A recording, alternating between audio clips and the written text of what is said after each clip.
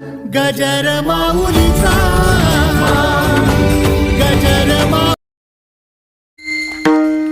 सदा माझे डोळे जडो तुझे मूर्ती सदा माझे डोळे जडो तुझे मूर्ती रखुमाईच्या पती सोयरिया गोड तुझे रूप गोड तुझे नाम देई मज प्रेम सर्व काळ विठो माऊलिये हाची वर देई विठो माऊलिये हाची वर देई संचरोनी राही हृदया माझी गोड तुझे रूप गोड तुझे नाम देई मज प्रेम सर्व काळ तुका म्हणे काही न मागे आणिक तुका म्हणे काही न मागे आणिक तुझे पायी सुख सर्व आहे गोड तुझे रूप गोड तुझे नाम देई मज प्रेम सर्व काळ विठ्ठला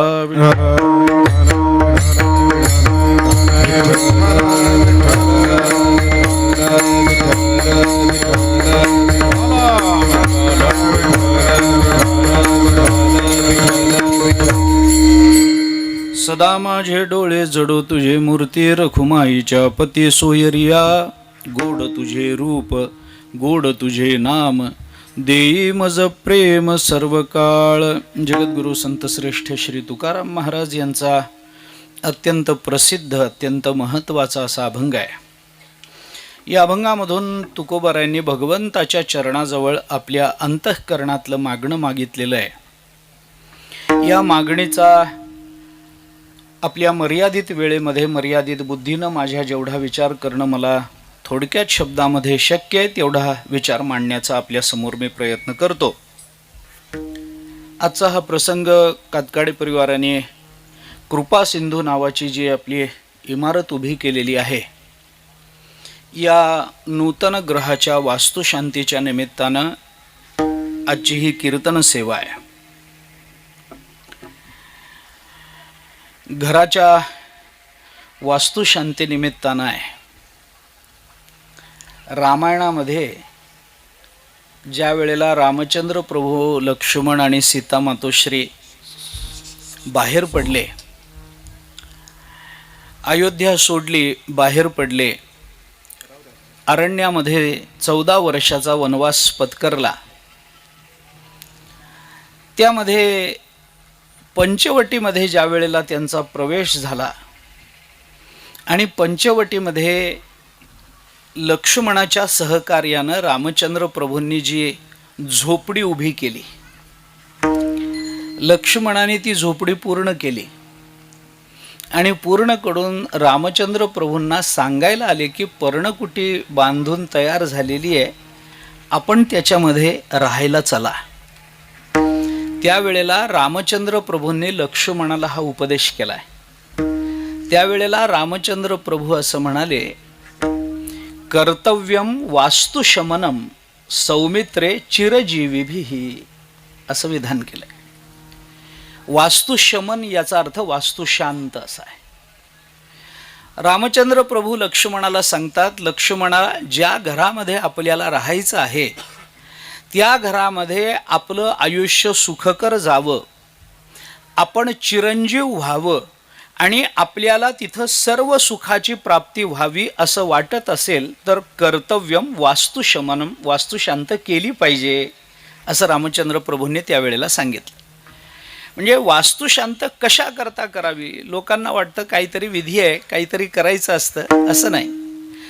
कर्तव्यम वास्तुशमनम सौमित्रे कुणा करता चिरजीविभिः ज्याला चिरंजीव व्हायचं आहे ज्याला खूप काळ जगायचं आहे ज्याला संपन्न जीवन जगायचं आहे ज्याच्या अंतःकरणामध्ये आध्यात्मिक भावनांची परिपूर्ती होऊन जीवनाची परिपूर्णता ज्याला साधून घ्यायची आहे त्याला चिरजीविभिः असा शब्द वापरला. त्या टीकांमधला विचार आता सांगत नाही ही वेळही नाही हा प्रसंगही नाही फार विस्तार करून सांगण्यासारखा. परंतु माणसाच्या जीवनामध्ये ज्या काही गोष्टी आयुष्यामध्ये अत्यंत महत्त्वाच्या मानल्या जातात त्या 2 घटना अशा आहेत की या घटनांनंतर माणसाच्या अंतःकरणातल्या आशा आकांक्षा थोड्याशा लोप पावत जातात. ऐका, 2 घटना मी आपल्याला सांगतो. त्याच्यातली एक प्रापंचिक घटना आहे आणि एक पारमार्थिक घटना आहे. त्या घटना जीवनामध्ये घडून गेल्या की माणसाला आपल्या जीवनामध्ये फार काही आशा आकांक्षा शिल्लक आहेत असं वाटत नाही. त्याच्यातली प्रापंचिक घटना आहे घर बांधणं आणि पारमार्थिक घटना आहे संत कृपा होणं. विठ्ठला विठ्ठल.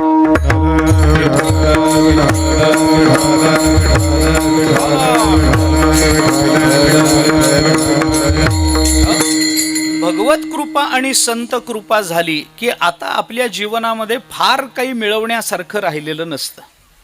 फार काहीच मिळवण्यासारखं राहिलेलं नसतं. ज्याच्या जीवनावर तुकोबारायांची कृपा झाली त्याच्या जीवनामध्ये शिल्लक काय राहिलं मला सांगा ना. ज्याच्यावर गोरोबा काका चोखोबारायांनी परिपूर्ण कृपा केली त्याच्या जीवनामध्ये अपूर्णता काय राहिली. ज्याच्यावर भगवंताची कृपा झाली त्याला काय अपूर्ण राहिलं. बस तृप्त जीवन आहे. बस आता मिळवण्यासारखं काही राहिलं नाही. पूर्ण केला पूर्ण केला पूर्ण केला मनोरथ. घरा आले घरा आले घरा आले कृपाळ. घरा आलेले कृपाळ म्हणून घराला कृपा सिंधू असं नाव दिलं की हे दोन्ही मिळून जातं. विठ्ठला विठ्ठला.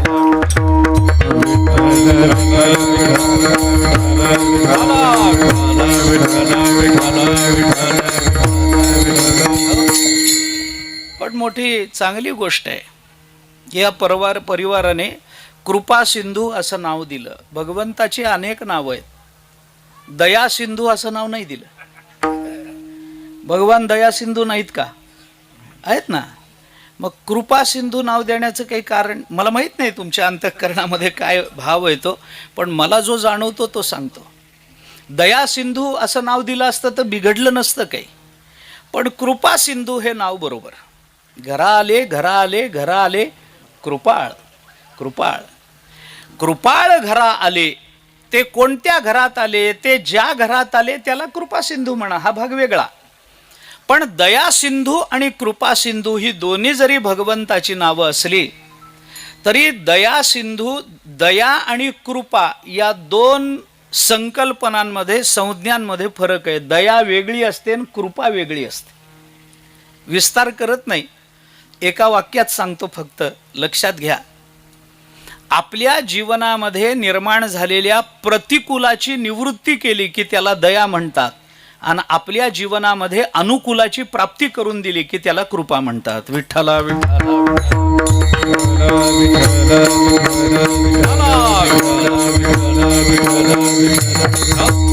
जीवनामधलं दुःख घालवणं ही दया आहे आणि जीवनामध्ये आनंद निर्माण करून देणं ही कृपा आहे.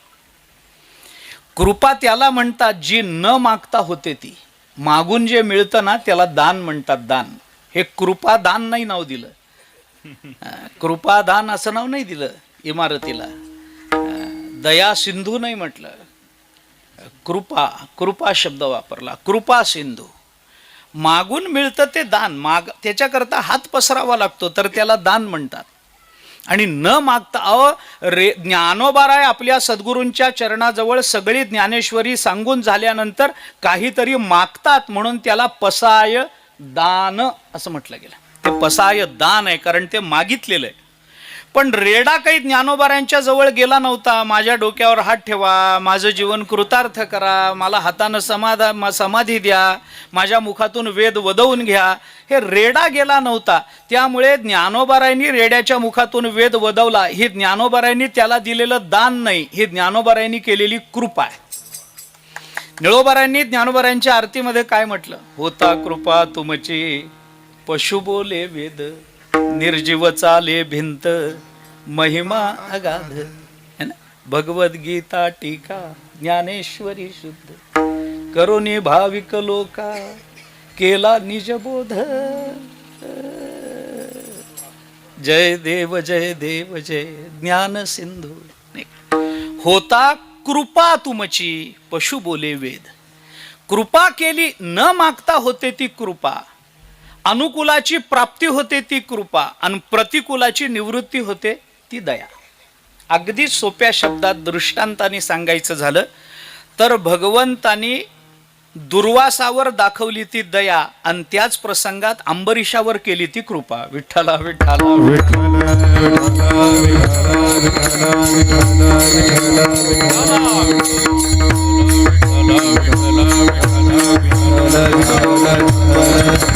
त्यामुळे या दोन घटना मानवी जीवनामध्ये अशा आहेत की ज्या घटनांमध्ये माणसाला असं वाटतं की आपल्या जीवनाची धन्यता झाली.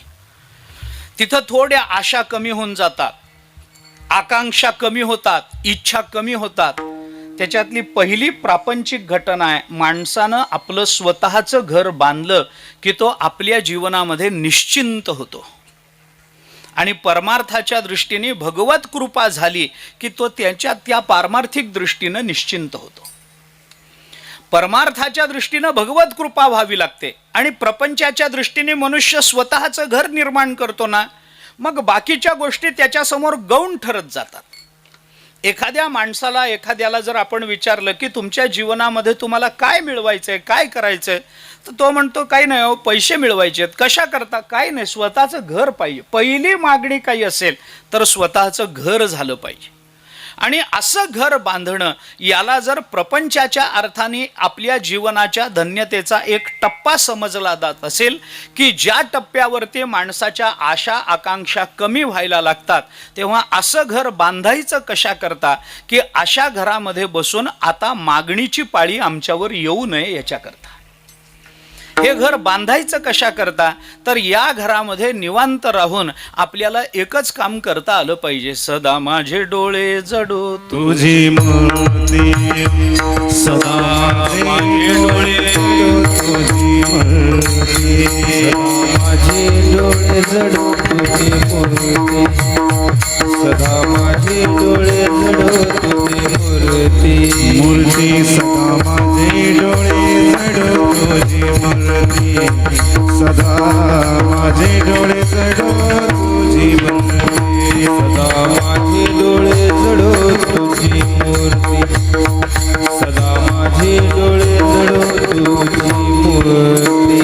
रखुमाईचा पती सोयरिया, रखुमाईचा पती सोयरिया, गोड तुझे रूप गोड तुझे नाम, गोड तुझे रूप गोड तुझे नाम.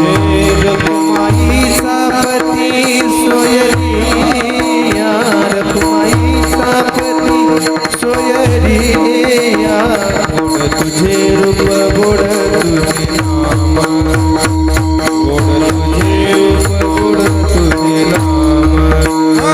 सदा माझे डोळे तुझी मूर्ती, रखुमाईचा पती सोयरिया, रखुमाईचा पती सोयरिया, रखुमाईचा पती सोयरिया. आपल्याला उपासना करता यावी, आपल्याला भक्ती करता यावी, नामस्मरणा करता निवांत वेळ असावा, नामस्मरणा करता निवांत स्थळ असावं आणि याच्यातून आपला परमार्थ सिद्धीला जावा, याच्याकरता तुकोबारायांनी सुद्धा स्वतःचं घर बांधल्याचं वर्णन केलं. निरंजनी आम्ही बांधिले घर, निरंजनी आम्ही बांधिले घर, निराकार निरंतर राहिलो से निराकार निरंतर राहिलो से. बांधिले घर, निरंजनिया बांधिले घर, निराकार निरंतर राहिलो से, निराकार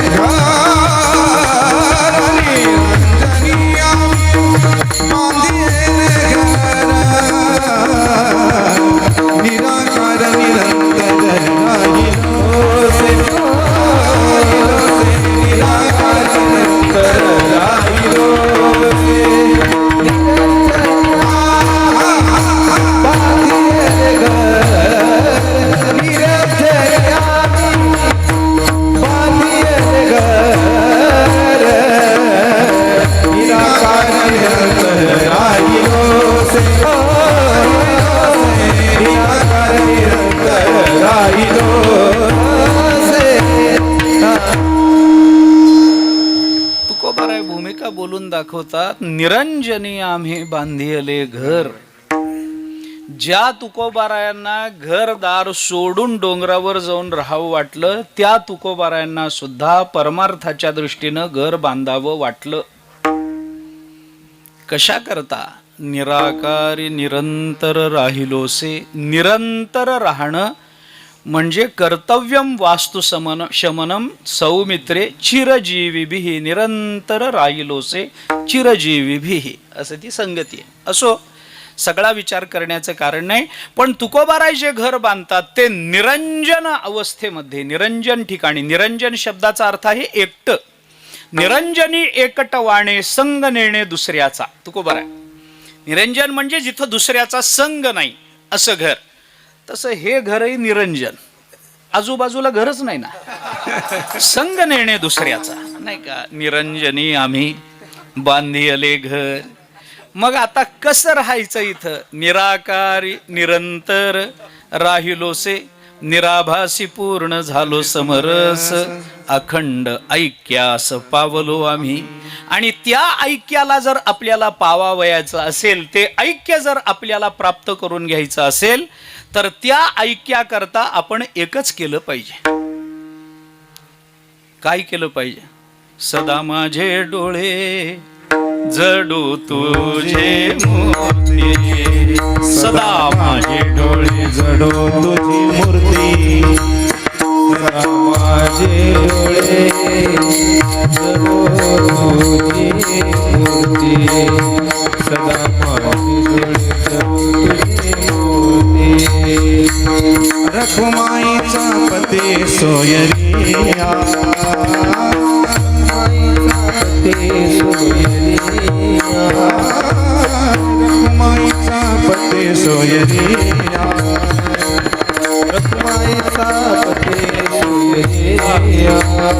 गोडा तुझे रूपा, गोडा तुझे नाम, गोडा तुझे रूपा, गोडा तुझे नाम, गोडा तुझे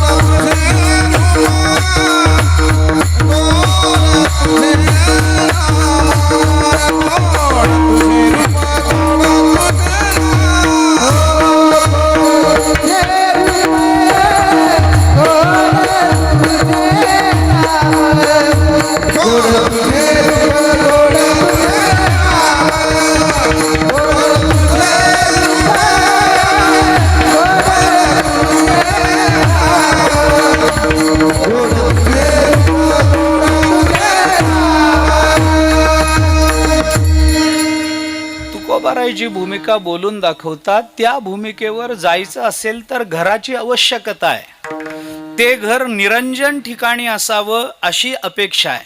आणि त्या घरामध्ये राहून आपल्याला भगवत कृपा संपादन करता यावी अशी जर घराकडून अपेक्षा आहे, तर त्या घरामध्ये राहून आपण काय केलं पाहिजे ते तुकोबाराय अभंगामध्ये मागतात. देवा, आमची तुझ्या चरणाजवळ एकच प्रार्थना आहे. सदा माझे डोळे जडो तुझे मूर्ती. रखुमाईच्या पती सोयरिया. हे रखुमाईच्या पती, हे सोयरिया, माझे डोळे तुझ्या रूपाकडे कायम जडलेले असावेत. माझ्या मुखामध्ये तुझं अखंड नाम असावं आणि हे माझ्या जीवनामध्ये करता यावं की ज्याच्याने तुझी कृपा आम्हाला संपादन करता येईल. त्या कृपेच्या प्राप्ती करता देवा आम्ही घर बांधलं. निरंजनी आम्ही बांधिले घर. निराकार निरंतर राहिलोसे. अशा घरामध्ये राहून आम्ही ती साधना करू.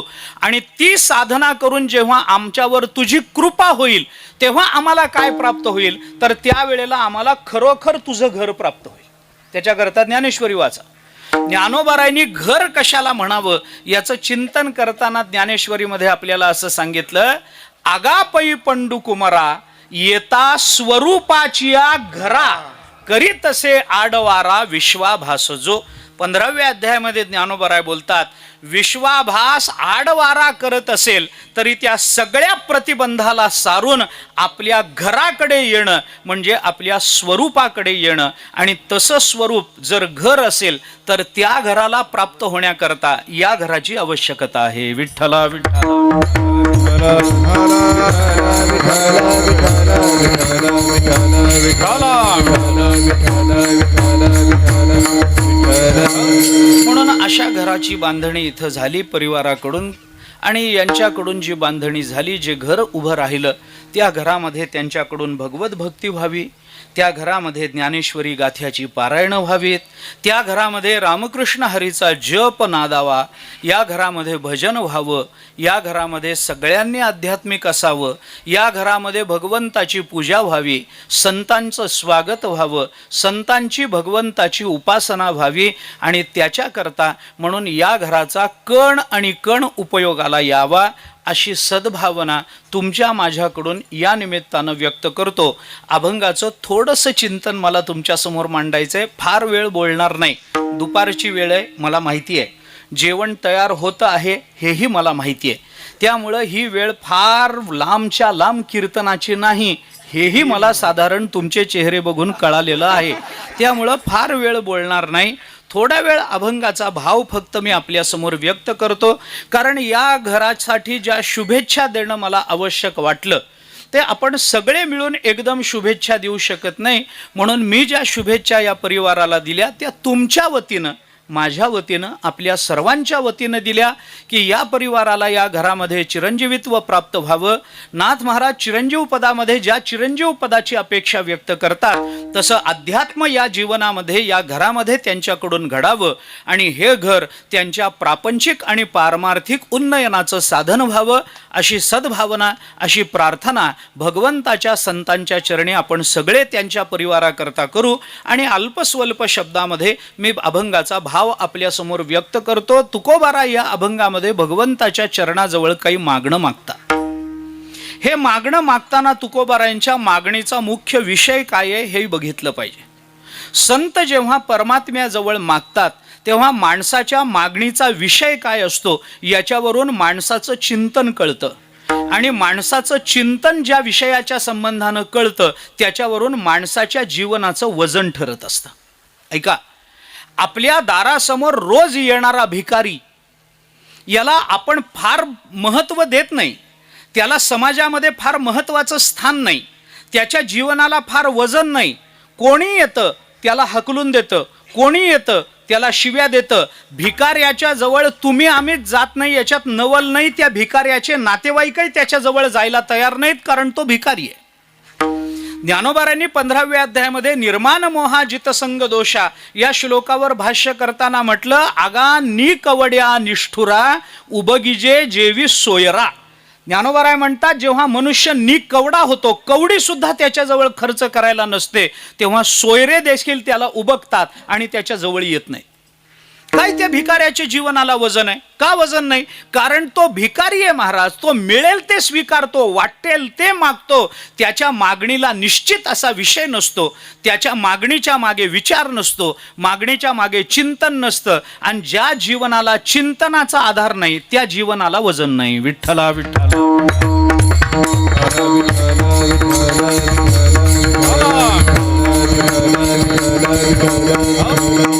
तसं म्हटलं तर त्याच्याजवळ पैसे नाही.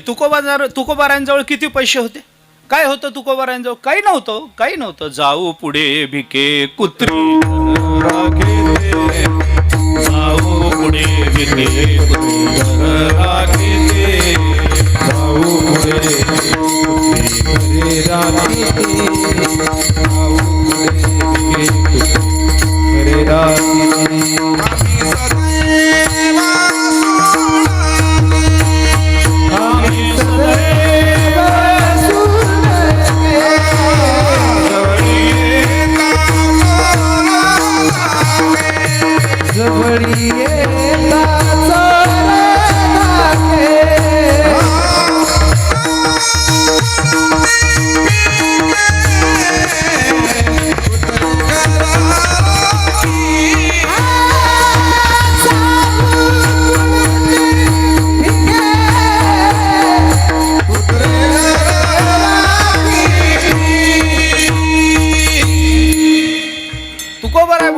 आम्ही सदैव सुडके जवळी येता चोर धाके जाऊ पुढे भिके कुत्री घर राखती नांदणूक आईसी सांगा. तुकोबाराय बोलतात अशी आमची नांदणूक आहे. काय पैसा होता? नव्हता, म्हणून छत्रपती शिवाजी महाराजांनी पाठवलेलं द्रव्य जसंच्या तसं परत पाठवल्याचा इतिहास आहे महाराज. तुकोबारायांचं चरित्र आहे. पाठवणारा माणूस सामान्य नव्हता, अवतार होता, अवतार, देवाचा अवतार. पाठवणारा प्रत्यक्ष परमात्म्याचा अवतार. ज्यांच्याकडे द्रव्य पाठवलं प्रत्यक्ष परमात्म्याचा अवतार. दोघही अवतारी महात्मे. पण छत्रपती शिवाजी महाराजांनी एवढं मोठं द्रव्य गाड्या भरून पाठवलं आणि तुकोबारायांनी ज्यांनी आणलं त्याच्याबरोबर चिठ्ठी देऊन परत पाठवून दिलं. नको बाबा, आम्हाला काय करायचंय, दिवट्या छत्री घोडे हे तो बऱ्यातन, आम्हाला काय करायचंय, काय करायचं, आम्ही ह्याच्याने सुखी होणारे नाही आहोत.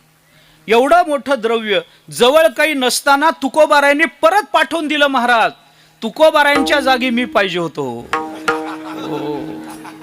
मी लगेच चिठ्ठी दिली असती, अजून येऊ द्या. पण तुकोबारायांजवळ पैसा नव्हता. जाऊ पुढे भिके कुत्री घर राखती, घराला दरवाजा नाही, खिडकी नाही, कुत्री घरात येऊन राहतात आम्ही जर घरात नसलो तर, अशी नांदणूक सांगणारे तुकोबाराय. त्यांच्याजवळही पैसा नव्हता, पण तुकोबारायांच्या जीवनाला देवाच्या जीवनात वजन होतं. तुमच्या आमच्या असेल नवल काय, काय वजन महाराज, काय वजन तुकोबारायांचं. तुमच्या माझ्या समोर नाही हो, देवाच्या समोर. मी एक वाक्य बोलतो, तुम्हाला पटेल न पटेल मला माहीत नाही, पण प्रामाणिकपणानं सांगतो, ज्ञानोबाराय तुकोबाराय सारखे भक्त भेटायला देवालाही नशीब लागतं महाराज. फुकट भेटत नाही, फुकट नाही भेटत. तुकोबाराय भेटणं म्हणजे देवाचं नशीब आहे, तुकोबारायांचं नाही आहे. ज्ञानोबाराय भेटणं म्हणजे देवाचं नशीब आहे. काय होतं त्यांच्याजवळ, पण जीवनाला वजन होतं ना. कशाचं वजन होतं? हे वजन संपत्तीचं नव्हतं, हे वजन चिंतनाचं होतं, हे वजन नामस्मरणाचं होतं, हे वजन विचाराचं होतं, हे वजन धन्यतेचं होतं, हे वजन आपल्या जीवनाची उपयोगिता जगताच्या कल्याणाकरता आहे या भावनेचं वजन होतं, सामान्य नाही. म्हणून मनुष्य जे चिंतन करतो त्या चिंतनानं त्याला वजन प्राप्त होतं. मी कशाकरता बोलतो आपल्याला, तुकोबाराय या अभंगामध्ये भगवंताच्या चरणाजवळ मागणं मागतात. हे मागणं मागताना मागणीचा विषय काय आहे याच्यावरून देणारा सुद्धा विचार करतो की याला द्यावं की देऊ नये. मायबाप भिक्षा वाडा, शिळी भाकर चालेल म्हणणाऱ्याला कोणी म्हणतो हो पुढं. पण आता विश्वात्मके देवे येणे वाग्यज्ञे तोषावे, तोषोनी मज द्यावे असं म्हटलं तर कोणी म्हणत नाही हो पुढं म्हणून. त्याला मग सांगतात येथ म्हणे श्री विश्वेश्वराव हा होईल दान पसाव. बस येणे वरे ज्ञान देवो सुखिया झाला. हे सुखिया होणं हे नुसत्या मागणीवर अवलंबून नाही, मागणीचा विषय काय आहे याच्यावर अवलंबून. ज्ञानोबारायांना निवृत्तीनाथ महाराज नाही म्हणाले हो पुढं नंतर बघू पुढच्या जन्मी कधीतरी, काय मागतो तू जे खळांची व्यंकटी सांडो, बघू पुढं कधीतरी. नाही, सुखिया झाला, आज सुखिया झाला. कारण येणे वरे हा वर दिला सद्गुरूने, तू म्हणशील तसं होईल. सामान्य गोष्ट नाही ना महाराज, ही सामान्य गोष्ट नाही. त्यामुळे आपण जेव्हा मागतो तेव्हा आमच्या मागणीचा विषय काय असावा याचं चिंतन करून माणसाने मागणं कुणासमोर ठेवावं हे ओळखावं आणि त्या दृष्टीनं मागावं. मागणीचा जन्म आपल्या गरजेतून आणि आपल्या अप्राप्तीतून होत असतो. ऐका, सायकॉलॉजी सांगतो ऐका. कोणी कुणासमोर विनाकारण हात पसरायला जात नसतं, कोणी कुणासमोर झोळी पसरत नाही महाराज. उलट झोळी पसरणारे संतांना आवडत नाहीत. भिक्षा पात्र अवलंबिणे जळो जिणे लाजिरवाणे ऐसियासी नारायणे उपेक्षिजे सर्वथा, हे तुकोबारायांचं वचन आहे. अरे दुसऱ्या समोर झोळी पसरतो त्याच्या जीवनाला काडी लागावी म्हणतात तुकोबाराय. काय उपयोग आहे, असा हात पसरून उपयोग नाही. मग मनुष्य का मागतो याच्या मागचं मानसशास्त्र असं आहे महाराज. आपल्याला गरज असावी आपल्याजवळ नसावं, ही दोनच कारण आहेत की माणसाच्या अंतःकरणामध्ये मागणीचा उदय होतो. ज्याची गरज नाही ते मागत नाहीत, आणि गरज असून जवळ आहे ते मागत नाहीत. गरज असावी आणि जवळ नसावं तर मागणी निर्माण होते. या दोन्हीतून मागणीचा उदय आहे. मला अन्नाची गरज आहे पण श्रीमंत, कधी तुम्ही असं बघितलंय का की एखादा श्रीमंत मनुष्य लांब लचक मर्सिडीज मधून आपल्या दारात उतरला आणि दारातून उतरून लगेच मायबाप भिक्षा वाढावं 2 दिवस झाले पोटामध्ये म्हणतो का? असं कधी असं म्हणताना दिसलंय तुम्ही कधी? कधीच नाही. भिकारी भीक मागू शकतो, मी मान्य करतो, भिकारी भीक मागतो. मला सांगा, भिकारी भीक मागतो अन्ना करता आणि श्रीमंत मनुष्य कमावतो कशा करता? अन्ना करताच ना. भूक काय फक्त गरीब दरिद्री माणसाला लागते, श्रीमंताला लागत नाही का?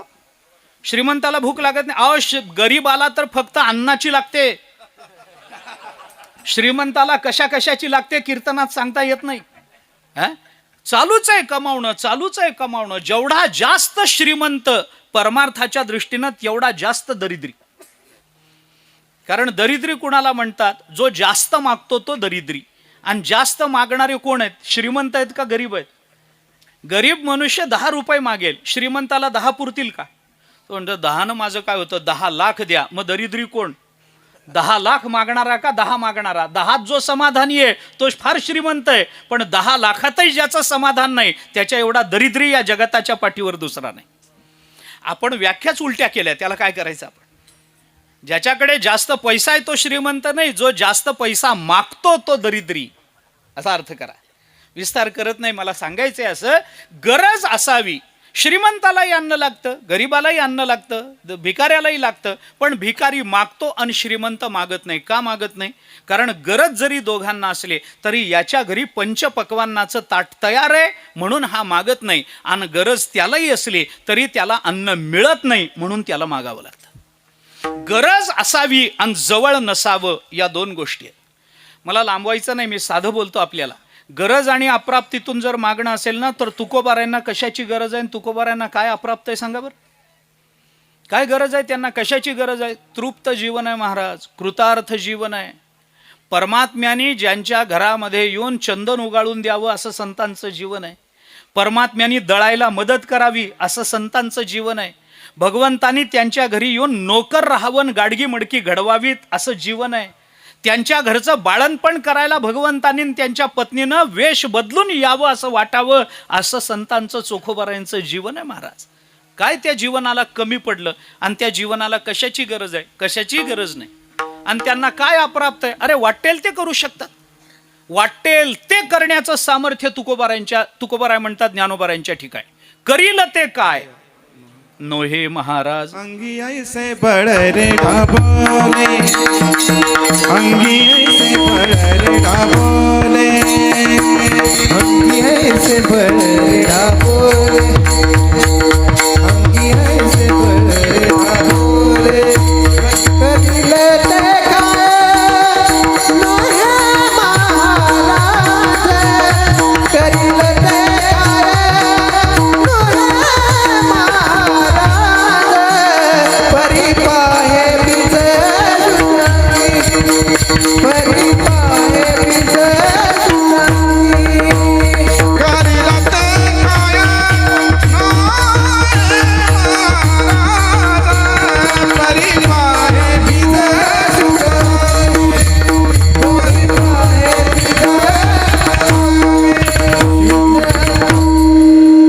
जयाची येद्वारी सोन्याचा पिंपळ, अंगी आईसे बळ रेडा बोले, करील ते काय नोहे महाराज, परी पाहे बीज शुद्ध अंगी. काय वाटेल ते करण्याचं सामर्थ्य. तुकोबारायांनी सांगितलं, अरे आम्ही काही करू शकतो. गाढवाचे घोडे आम्ही करू दृष्टी पुढे. तुकोबाराय म्हणतात गाढवाचं घोडं तुकोबारायांनी त्या काळात केलं.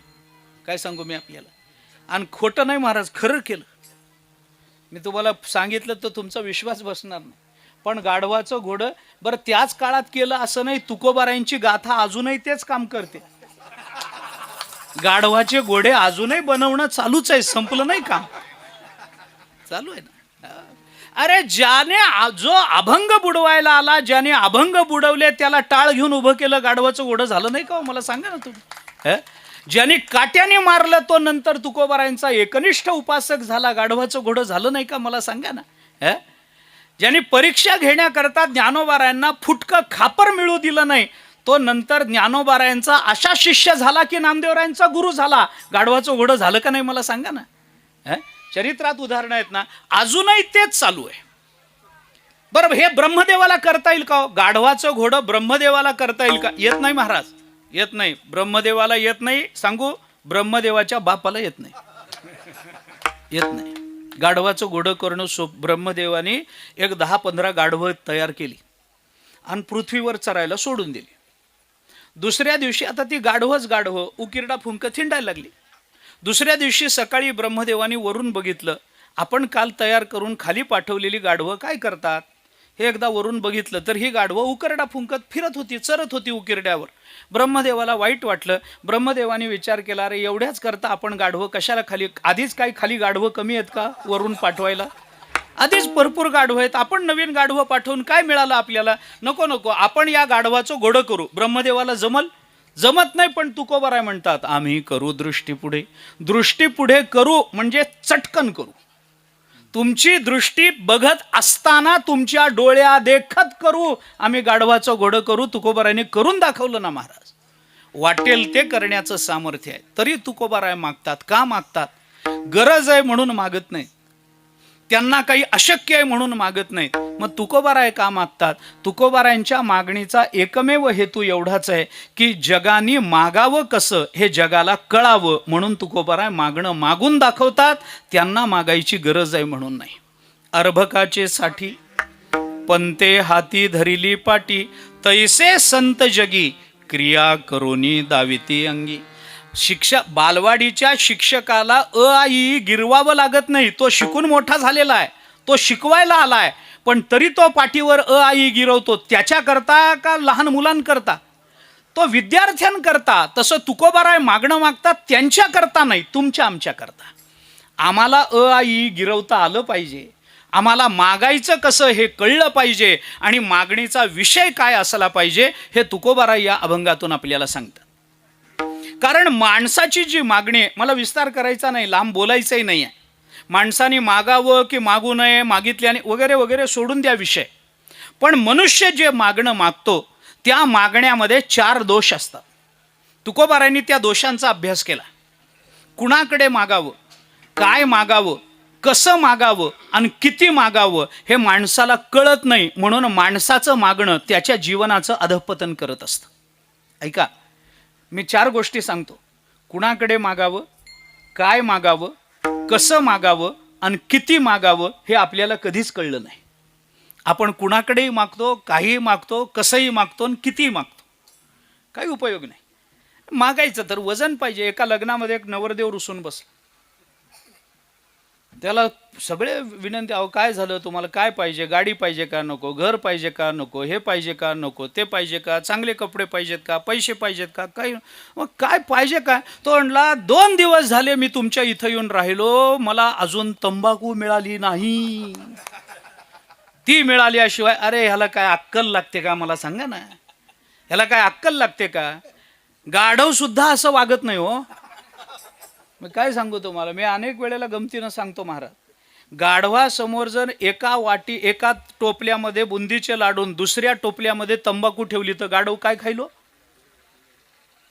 एका टोपल्यामध्ये तंबाखून दुसऱ्या टोपल्यामध्ये, गाढवासमोर विचारतो, एका टोपल्यामध्ये बुंदीचे लाडू आणि दुसऱ्या टोपल्या गाढवासमोर ठेवलं तर, असं म्हणतो, गाढवासमोर जर एका टोपल्यामध्ये बुंदीचे लाडून दुसऱ्या टोपल्यामध्ये तंबाखू ठेवली तर गाढव काय खाईल?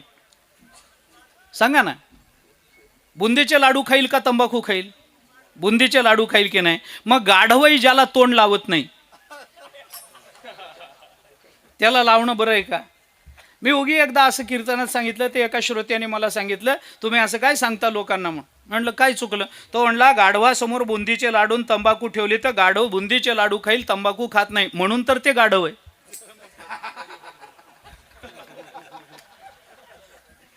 मी म्हणलं एखादा गाढवच असा विचार करू शकतो, शहाणा मनुष्य असा विचार करणार नाही. मी का बोलतो लक्षात घ्या ना. आपण काय मागतो, कुणाकडे मागतो, कसं मागतो, किती मागतो, या 4ही गोष्टी आपल्याला कळल्या नाहीत. आणि या 4ही गोष्टी या अभंगामध्ये तुकोबारायांनी आपल्याला शिकवल्या. कुणाकडे मागावं, काय मागावं, कसं मागावं, किती मागावं, या 4ही गोष्टी. मी असं म्हणत नाही की या अभंगातल्या 4 चरणामध्ये तुकोबारायांनी या 4 गोष्टी शिकवल्यात, असं मला म्हणायचं नाही. पहिल्या चरणामध्ये कुणाकडे मागावं, दुसऱ्या चरणामध्ये काय मागावं, तिसऱ्या चरणामध्ये कसं मागावं, चौथ्या चरणामध्ये किती मागावं, असं मला म्हणायचं नाही आहे. हा माझा हेतूही नाही, अभंग मला तसा सांगायचाही नाही. मला असं म्हणायचं आहे की ज्या पहिल्या 3 चरणामध्ये तुकोबारायांनी या अभंगामध्ये मागणं मागितलंय ना, हे मागणं मागताना या 3ही चरणामध्ये तुकोबारायांनी 4ही गोष्टी शिकवल्या. प्रत्येक चरणामध्ये 4 गोष्टी.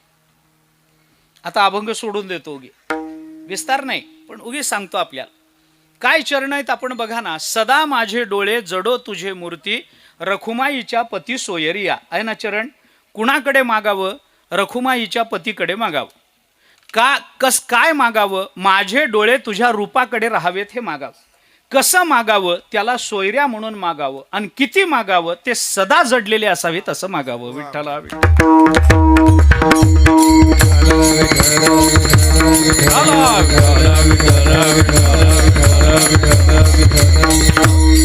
ऐका, गोड तुझे रूप. आता हे सगळं कुठं सोडून देत बसू.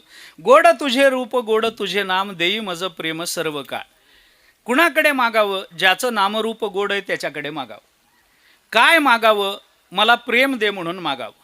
कसं मागावं? तुझं नामरूप गोड आहे अशी त्याची स्तुती करून मागावं. आणि किती मागावं? सर्व काळ दे म्हणून मागावं.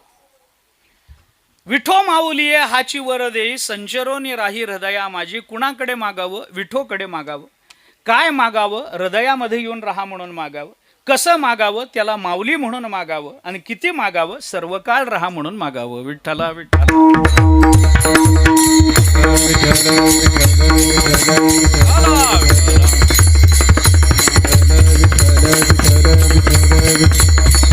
आणि म्हणून तुकोबाराय भगवंताच्या चरणाजवळ मागणं मागतात. या मागणीचा मुख्य विषय एकच आहे, देई मज प्रेम सर्व काळ. संत महात्मे देवाजवळ प्रेमाशिवाय काही मागत नाहीत. आणि प्रेमाशिवाय देवाजवळ दुसरं मागणाऱ्यांना संत म्हणत नाही. विचार करून बघा, आपण कुठल्याही संतांची प्रमाण आपण काढा, प्रेमाशिवाय त्यांनी दुसरं काही मागितलेलं नाही. प्रेम सुख देई, प्रेम सुख देई, प्रेमे विण नाही समाधान. प्रेम द्या देवा, दुसरं काही नको. दुसरं काही जाणोनी नेणते करी माझे मन, तुझी प्रेम खूण देवोनिया. मग मी व्यवहारी असे न वर्तत, जे विजळा आत पद्मपत्र. तुकोबारा बोलता. आणि म्हणून प्रेम, कारण बाकी सगळ्या गोष्टी कदाचित आपल्याला परमार्थाच्या दृष्टीनं स्वसामर्थ्यानं मिळवता येतात. तुम्ही स्वकर्तृत्व, मी प्रपंचाविषयी बोलत नाहीये. परमार्थामध्ये तुम्ही सत्कर्म स्वबुद्धीनं करू शकाल. तुमचा स्वधर्म स्वबुद्धीनं तुम्ही पाळू शकाल. विवेक वैराग्य स्वसामर्थ्यानं मिळून ब्रह्मज्ञानही स्वसामर्थ्यानं कदाचित गुरुकृपांकित होऊन मिळवू शकाल. पण तुम्हाला प्रेम मिळवायचं असेल तर त्याच्याकरता आपली बुद्धी उपयोगाची नाही, त्याच्याकरता आपलं कर्तृत्व उपयोगाचं नाही, त्याच्याकरता आपलं सामर्थ्य उपयोगाचं नाही. त्याच्याकरता एकच गोष्टी लागते, भगवंताची कृपा संपादन करावी लागते. त्याच्याशिवाय प्रेम मिळत नाही. मी आपल्याला अनेक गोष्टी सांगेन. प्रेम सामान्य गोष्ट नाही महाराज. आणि खरं मी आपल्याला सांगतो, प्रेम देण्याच्या देव तुम्हाला मोक्ष द्यायला एका पायावर तयार आहे. पण आपल्याला प्रेम द्यायचं म्हटलं तर देवा एवढा कंजूस अजून जन्माला आला नाही. माझी भाषा पटेल नाही तर न पटेल, देव मोक्ष देईल पण प्रेम देऊ शकत नाही महाराज. आणि त्याच्या विना प्रेम दुसरं कोणी देऊ शकत. तो का प्रेम देत नाही? त्यालाच मिळत नाही, तो कुठून देईल? थोर प्रेमाचा भुकेला हाची दुष्काळ तयाला. मग ज्याला स्वतःला प्रेमाचा दुष्काळ आहे तो प्रेम कसं वाटेल महाराज? त्याला प्रेम वाटता येत नाही, तो प्रेम देऊ शकत नाही. आणि देऊ शकणारा तो एकटाच आहे. प्रेम देवाचे हे देणे, देहभाव जाई येणे, न धरावी मने शुद्धी देश काळाची. तुकोबाराय बोलून दाखवतात. प्रेम द्यावं तर देवानीच द्यावं, आणि देव प्रेम देत नाही. ही दोन्ही वाक्य कशी लावायची तशी लावून घ्या.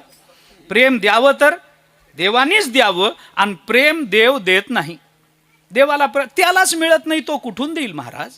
त्यालाच मिळत नाही. म्हणून त्याला हे बोलावं लागलं. बहुनाम जन्मना म्हणते ज्ञानवान माम प्रपद्यते, वासुदेव सर्वमिती स महात्मा सुदुर्लभ. अरे असा महात्मा, तो महात्मा धनुर्धरा दुर्लभू अति. मला सुद्धा तो महात्मा दुर्लभ आहे. जो ब्रह्मज्ञान संपादन करून माझी शरणागती स्वीकारतो तो महात्मा मला सुद्धा दुर्लभ आहे अर्जुना.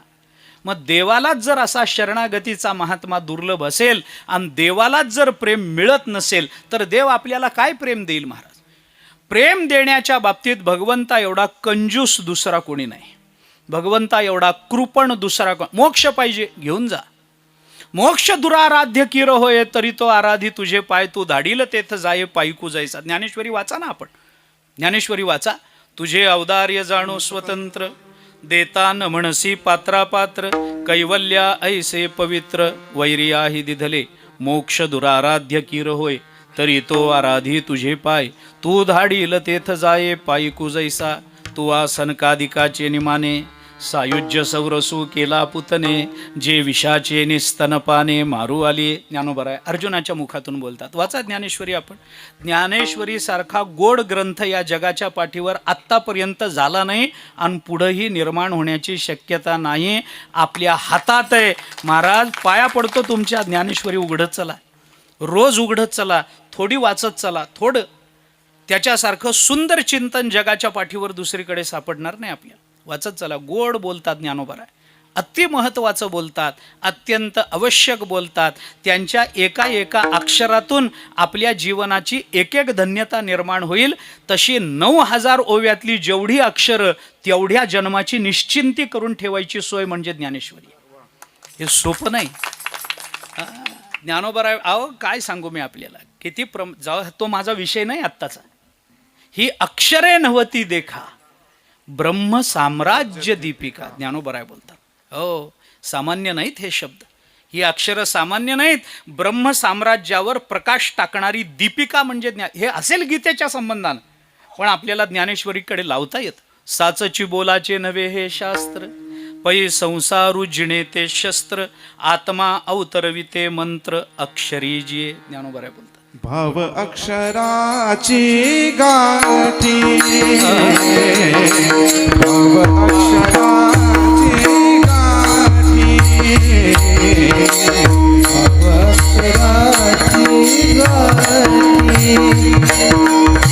भाव अक्षराची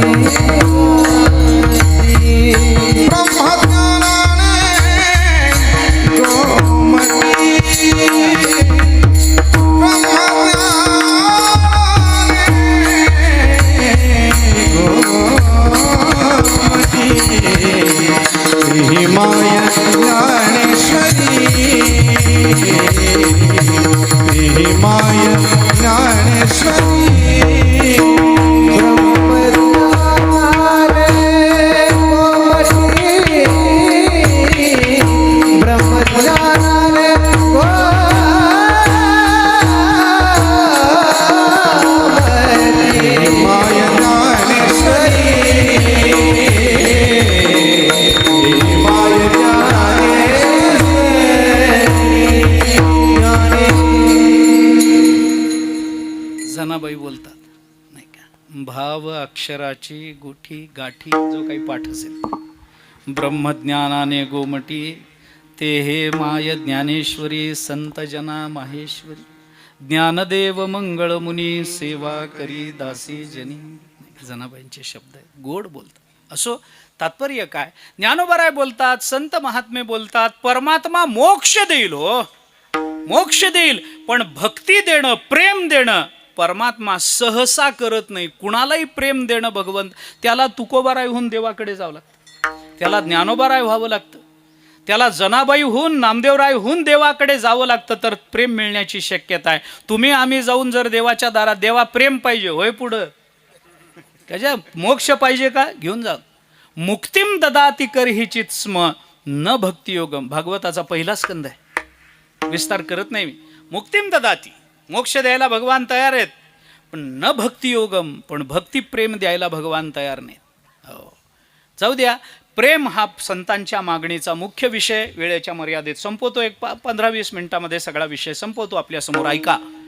तुकोबाराय बोलतात, प्रेम देवा, आम्हाला प्रेम पाहिजे. देई मज प्रेम सर्व काळ, आम्हाला प्रेम द्या. ही तुकोबारायांची. पण प्रेम अवघड आहे. प्रेम कळणं अवघड, प्रेमाची याचना करणं अवघड, प्रेमाची याचना करण्याची सद्बुद्धी होणं अवघड. प्रेमाची याचना केली तर देवाला प्रेम देण्याकरता कुठेतरी अंतःकरण द्रवणं अवघड, आणि प्रत्यक्ष परमात्म्याने प्रेम देणं हे अवघड. प्रेम फार अवघड. प्रेम न ये सांगता बोलता दाविता अनुभव चित्ता चित्त जाणे. तुकोबाराय बोलतात, प्रेम असं सांगता येत नाही, दाखवता येत नाही, प्रेम बोलता येत नाही. कारण जिथं प्रेम शब्दातून व्यक्त होतं तिथं प्रेम 100% नाचलेलं असतं. विठ्ठला विठ्ठला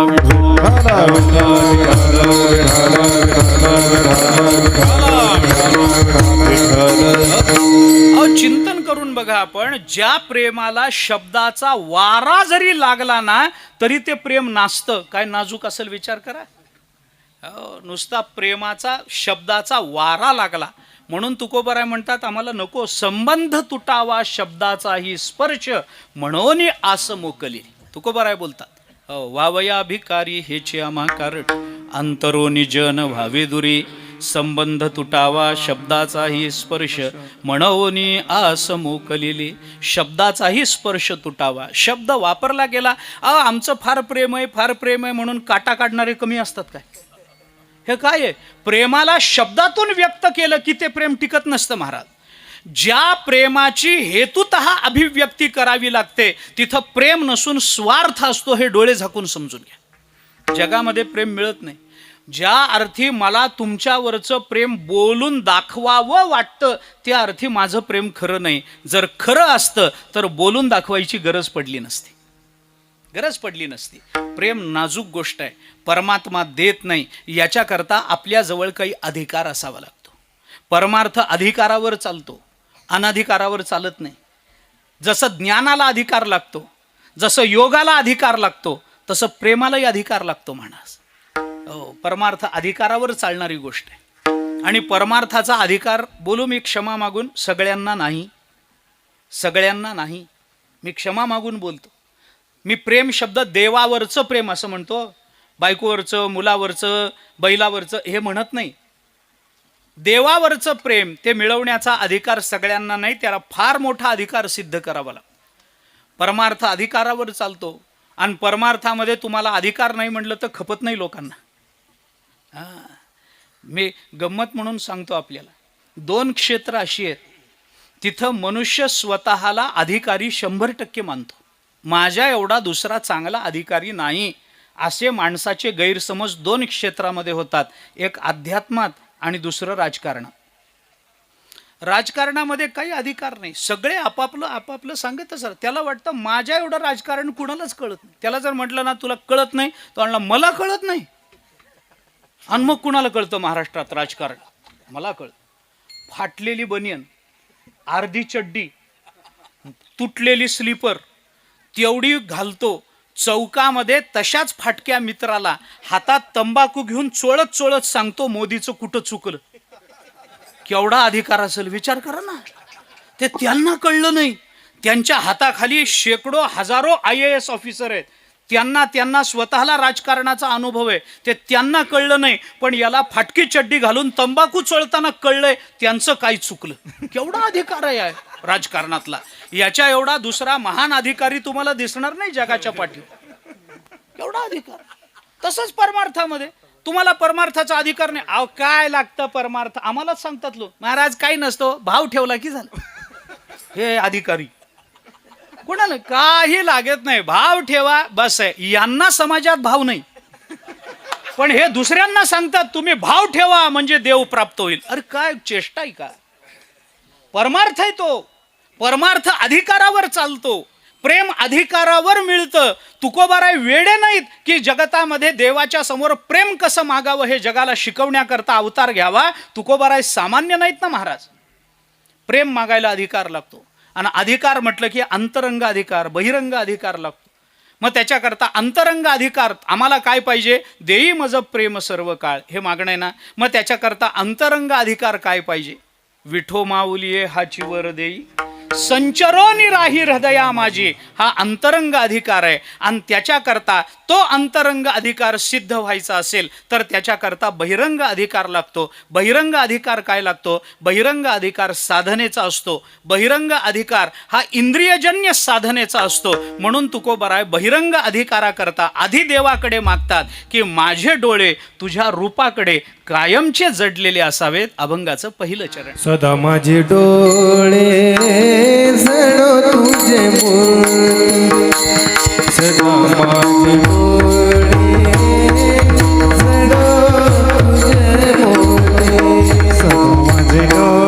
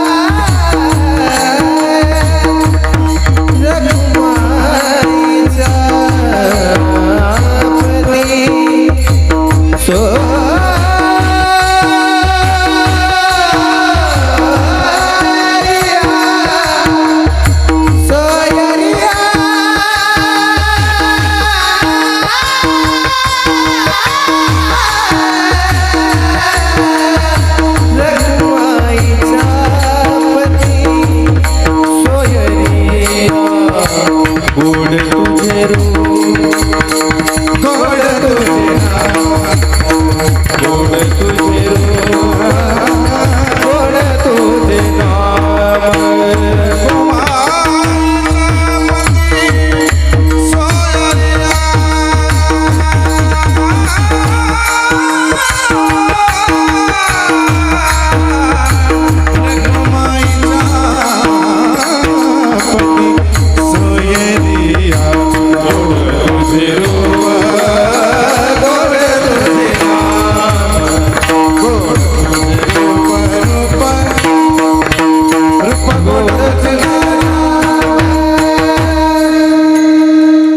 तुकोबाराय बोलतात देवाला ही प्रत्यक्ष मागणी आहे तुकोबारायांची. इंद्रियजन्य बहिरंग अधिकारात तुकोबाराय बोलतात सदा माझे डोळे जडो तुझे मूर्ती रखुमाईच्या पती सोयरिया. तुकोबाराय बोलतात देवा माझे डोळे तुझ्या रूपाकडे जडलेले असावेत.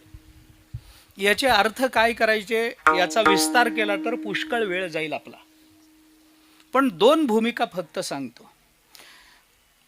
डोळे देवाच्या रूपाकडे जडलेले असावेत हे मागणं दोन भूमिकेतून आहे. एक ज्ञान भूमिका आहे आणि एक भक्ती भूमिका आहे. विस्तार करत नाही पण त्रोटक बोलतो. डोळे भगवंताच्या रूपाकडे जडलेले असावेत. डोळे प्रमाण आहे आणि भगवंताचं रूप प्रमेय आहे. प्रमाणाने प्रमेयापर्यंत जावं आणि प्रमेयाशी एकरूप होऊन जावं याला सदा माझे डोळे जडो तुझे मूर्ती असं म्हणतात. वेदांत दृष्टीने विचार केला तर आता ही वेदांताची वेळ नाही मला माहिती आहे येतोय आणि हे काही वेदांत सांगायचं वेदांताची वेळ नाही कल्पना आहे मला, पण तरी ऐका थोडा. आता बसलाच आहात तर ऐका. काय होतं आम्हाला रस्त्यावरून जाताना वेगवेगळ्या गोष्टी दिसतात की नाही, आणि या वेगवेगळ्या गोष्टींचं वेगवेगळं ज्ञान आम्हाला होतं की नाही. मी उदाहरण सांगतो. रस्त्यानं जाताना आपण वेगवेगळी दुकानं बघत जातो. हे कपड्याचं दुकान आहे, हे भांड्याचं दुकान आहे, हे सोन्या चांदीचं दुकान आहे, हे किराणा मालाचं दुकान आहे, हे चष्म्याचं दुकान आहे, इथं अमकं मिळतं, इथं तमकं मिळतं, हे दूध दह्याचं डेअरी फार्म काहीतरी दुकान आहे. असं करत करत करत आपण रस्त्यावरून पुढे जातो. या सगळ्या दुकानाकडे आपली दृष्टी जाते आणि सगळे दुकानं आपल्याला एकमेकापासून भिन्न आहेत याचं ज्ञान होत राहतं. बरोबर आहे का नाही? बरोबर. आपण शेतामध्ये येतो. शेतामध्ये हे माझं शेत आहे, हे शेजाऱ्याचं शेत आहे, ही बैलगाडी आहे, हा नांगर आहे, हा ट्रॅक्टर आहे, हे बैल आहे, हे माझं घर आहे, ही झोपडी आहे, ही गड्याची झोपडी आहे. आम्हाला ज्ञान होतं की नाही? होतं. घरी जातो आपण. घरी आपल्याला वेगवेगळी ज्ञानं होतात. हे आपलं घर आहे, हे अंगण आहे, हे तुळशी वृंदावन आहे, ही बायको आहे, ही म्हैस आहे, हे कळतं की नाही? म्हणजे हे बघा असं होतं. मी बायको म्हैस आहे असं म्हटलं नाही मी. तुम्ही असं काय करता? तुमच्या मनातलं माझ्यावर आरोप करू नका. तुमचं तुमच्याजवळ मी काय म्हटलं, ही बायको आहे हे एक स्वतंत्र ज्ञान आहे. गोठ्यामध्ये ही म्हैस आहे हे एक स्वतंत्र ज्ञान आहे. ही दोन स्वतंत्र ज्ञान होतात. आता तुम्हाला एक वाटत असेल त्याला मी काय करू? तुमचं तुम्हाला लखलाप. तुम्ही जाणे, तुमचं घर जाणे, संध्याकाळपर्यंत तुम्ही मार खाणं तुमचं तुम्ही जाणे. मला काय करायचं? माझं कीर्तन झालं, मी निघून जाणार इथून. माझं काय? मी आपल्याला उदाहरण सांगत होतो की प्रत्येक एक वस्तू. तसं तर बायकोही शेतावर गेली तर हा आपला नवरा आहे, हा बैल आहे, हे दिसत नाही का तिला? असं काय करता? हे तिला म्हणजे समानतेचे दिवस आहेत. मला एक उदाहरण देऊन चालत नाही. समानता सांभाळली पाहिजे. दोन्ही उदाहरणं मला दिली पाहिजे म्हणून सांगतो. ही ज्ञान होतात की नाही आपल्याला? तर का होतात? वेदांताच्या दृष्टीने आपण विचार करा. ही ज्ञान का होतात आपल्याला? कारण आपली अंतःकरण वृत्ती त्या विषयापर्यंत जाते, विषयाचा बोध करून परत येते, म्हणून दुसऱ्या विषयाचं स्वतंत्र ज्ञान होतं. वृत्तीला दुसऱ्या ज्ञानाकरता स्वस्थानी परत यावं लागतं. हा वेदांताचा नियम आहे, लक्षात घ्या. ती जर वृत्ती तिथून परत आली नाही, आता आपण रस्त्यावरून हे सगळं बघत जातो, हे अमकं आहे, हे तमकं आहे, ही बायको आहे, हा मुलगा आहे, हे अमकं आहे, हे माझं घर आहे, हा ट्रॅक्टर आहे, हे शेत आहे, हे आम्हाला वेगवेगळं कळतं. कारण या प्रत्येक विषयाकडे गेलेली आमची अंतःकरण वृत्ती त्या विषयाचा बोध करून देऊन परत येते. पण ती वृत्ती एका विषयाकडे जाऊन जर तिथंच गुंतून पडली ना, तर त्या वृत्तीला दुसरे विषय दिसत नाहीत, सगळीकडे एकच विषय दिसायला लागतो. संतांना वेगवेगळं का दिसत नाही? नर नारी बाळे अवघा नारायण हा संतांचा का अनुभव आहे? हा का अनुभव आहे? ऐसा ज्याचा अनुभव विश्वदेव सत्यत्वे, हा अनुभव काय येतो? कारण त्यांची वृत्ती एकदा तिकडं गेली की तिथून पुन्हा माघारी येत नाही, परत माघारी येत नाही. एकदा तिथं गेली, आमचे डोळे, म्हणून संतांचे डोळे एकदा तिथं गेले, त्यांना सगळीकडे तो परमात्मा दिसतो, बस दुसरं काही दिसत नाही. तुझं पाहता सामोरे, तुझं पाहता सामोरे, तुझ पाहता सामोरे, तुझ पाहता सामोरे. दृष्टी न फिरे माघारी, दृष्टी न फिरे माघारी, माझ्या चित्ता तुझे पाया, माझ्या चित्ता तुझे पाया. दृष्टी न फिरे माघारी, दृष्टी न फिरे माघारी, माझ्या चित्ता तुझा पाया, माझ्या चित्ता तुझा पाया. तुझा पाहता सामोरे, दृष्टी न फिरे माघारी, दृष्टी न फिरे माघारी,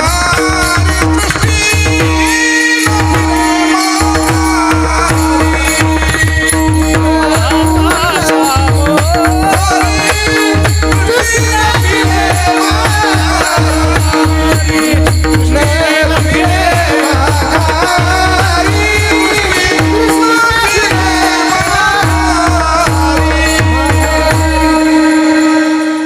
ऐका, आता हे सगळा विस्तार करणं अवघड आहे. तुझं पाहता सामोरे, दृष्टी न फिरे माघारी, माझ्या चित्ता तुझ्या पाया, मिठी पडली पंढरी राया, माझ्या चित्ता तुझ्या पाया मिठी पडली.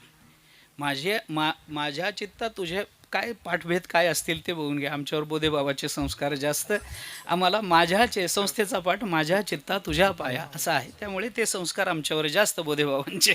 त्यामुळे माझ्या चित्ता तुझ्या पाया, मिठी पडली पंढरी राया. कशामुळे असं होईल? संतांना सगळीकडे एकच परमात्मा दिसतो, काही बघू द्या त्यांना, जे जे दृष्टी दिसे ते ते हरिरूप, पूजा ध्यान जप त्यासी नाही. नाथ महाराज बोलतात ना हरिपाठामध्ये, मग डोळ्याला काही दिसू द्या, आत्मत्वे वेठीला होई, तो जया तया दृश्याते पाहे, ते दृश्य दृष्टीपणेसी होत जाये, तयाचे चिरूप. 18वा अध्याय ज्ञानोबा बोलून दाखवतात. ते दृश्य त्याला वेगळं दिसत नाही, त्याला आपलं स्वरूप म्हणून दिसतं. तिथं घाटावर जमलेल्या सगळ्यांना रेडा आणि ज्ञानोबाराय वेगळे दिसले, पण ज्ञानोबारायांना विचारलं तर ज्ञानोबाराय म्हणाले, ज्ञानदेव म्हणे तोही माझा आत्मा. कसं झालं हे?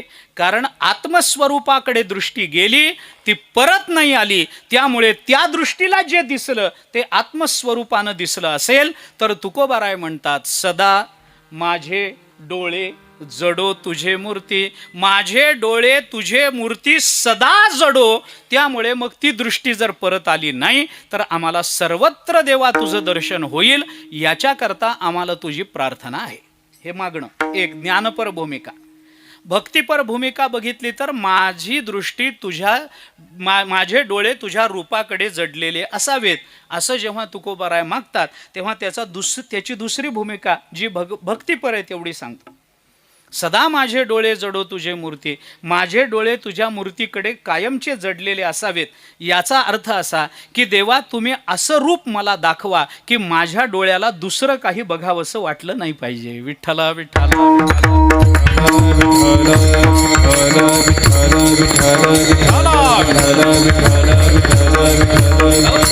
देवाने असं सुंदर रूप धारण करा. अहो, एखादं रूप, एखादा प्रसंग जर सुंदर असेल तर माणसाला दुसरं काही बघावं वाटत नाही. कारण त्या सौंदर्य त्याला म्हणतात की जिथं चित्तवृत्ती तदाकार होते, याला सौंदर्य म्हणतात. ते सांगत नाही आता, सौंदर्यशास्त्राचा विचार मला करायचा नाही आत्ता. परंतु तुकोबारायांनी सुंदर कुणाला म्हणलं मला सांगा बरं. रोज पहिला अभंग आपण म्हणतो, सुंदर ते ध्यान उभे विट आहे ना, उभे विटेवर उभं असणारं जे ध्यान आहे ते सुंदर आहे. सुंदर म्हणजे त्याला बघितल्यानंतर दुसरं काही बघावंसं वाटतच नाही.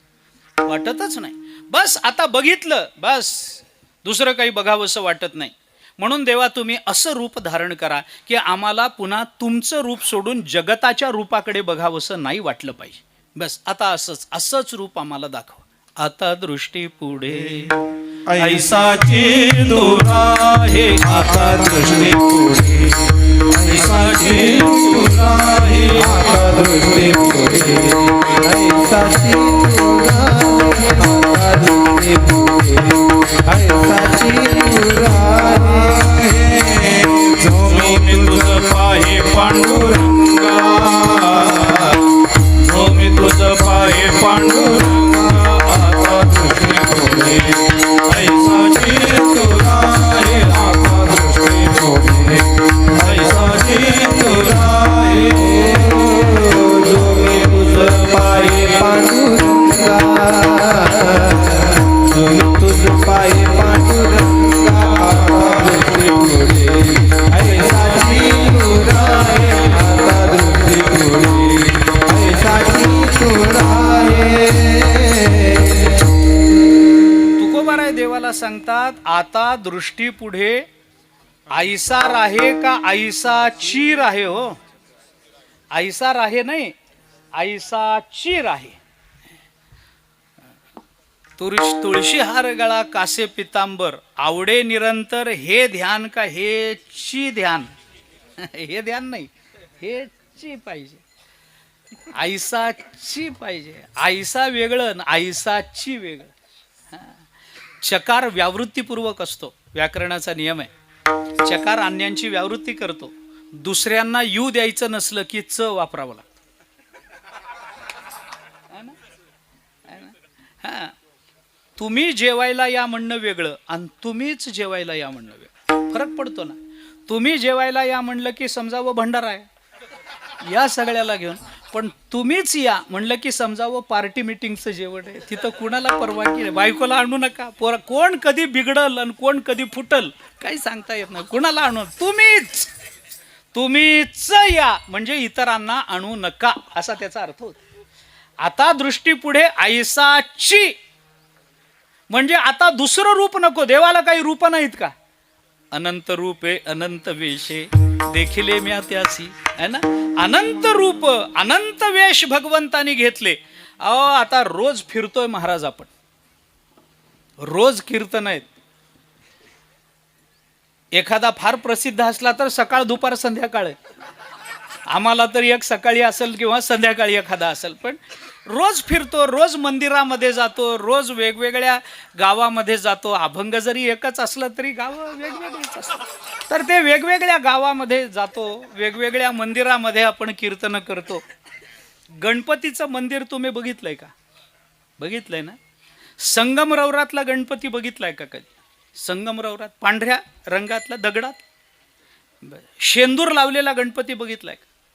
बघितलं. संगमरवरातली शंकराची पिंड बघितली का? बघितली ना. काळ्या दगडातली शंकराची पिंड बघितली का? त्र्यंबकेश्वरला काळ्या दगडात. संगमरवरातली रामचंद्र प्रभू सीता मातोश्री लक्ष्मणाची मूर्ती आहे ना, आहे, बघितलं. काळ्या दगडात काळाराम आहे ना, नाशिकला काळाराम आहे.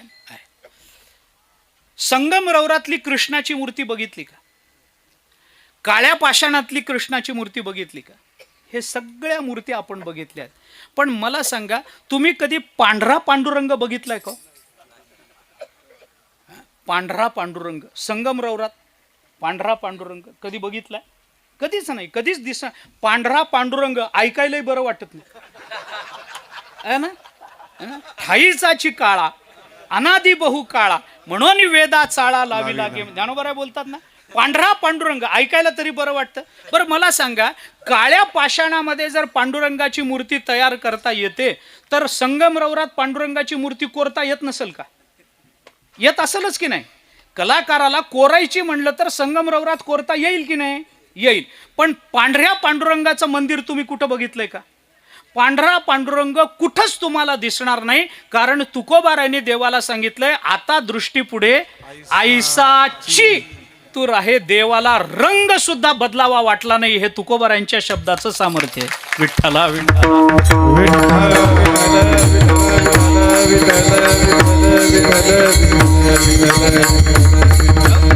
म्हणून असं रूप देवा तुम्ही धारण करा की तुमचं रूप बघितल्यानंतर आमच्या दृष्टीला दुसरीकडे हलावं असं वाटणार नाही आणि माझी दृष्टी सदा तुमची मूर्ती बघत राहील. असं भक्तिपूर्ण चिंतन तुकोबारायांनी मागितलं आणि देवाला सांगितलं, सदा माझे डोळे जडो तुझे मूर्ती, रखुमाईच्या पती सोयरिया, गोड तुझे रूप गोड तुझे नाम, देई मज प्रेम सर्व काळ. विठोबार हरी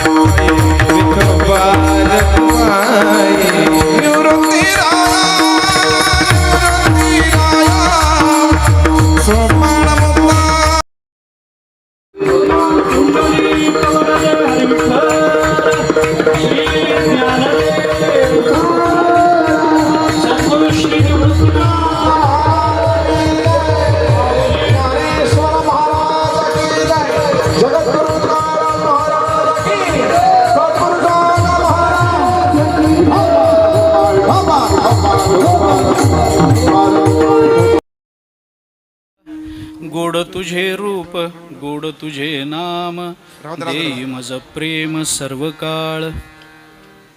जगद्गुरु संत श्रेष्ठ श्री तुकाराम महाराज या अभंगामध्ये भगवंताच्या चरणाजवळ काही विशेषत्वाचं मागणं मागतात. सगळे घालू नका, मानेला त्रास होतो. हो नका नका नका नका नका नका. ते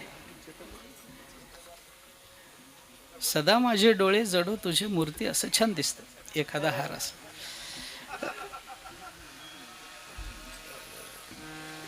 काय होतं, हे दिसायला फार छान दिसतं.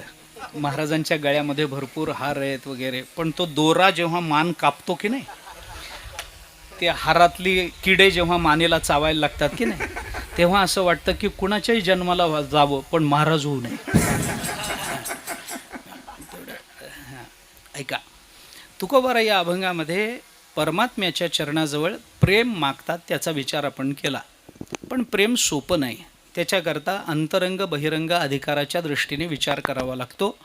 विठो माऊली हाची वर दे संचरोनी राही हृदया माझे, हा अंतरंग अधिकार आहे.